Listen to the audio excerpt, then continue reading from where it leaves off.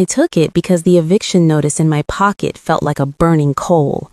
Mrs. Halloway, the head housekeeper, made the rules clear on my first night.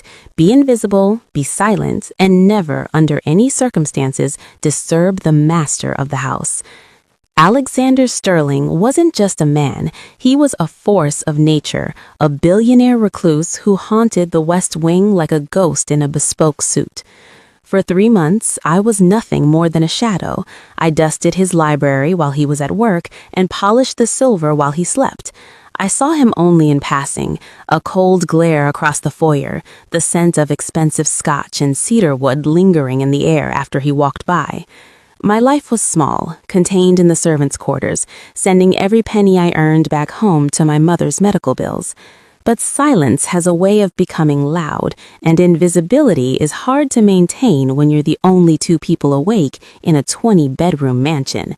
It happened on a Tuesday.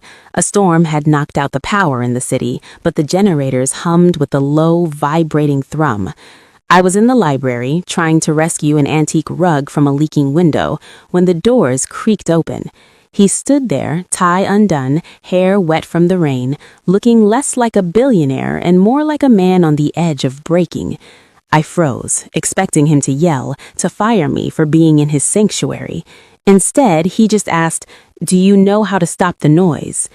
I didn't know if he meant the storm outside or the thoughts in his head, but I answered, "Sometimes you just have to let it rain, sir."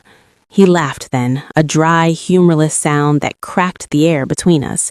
He poured the second glass and held it out. "Drink with me."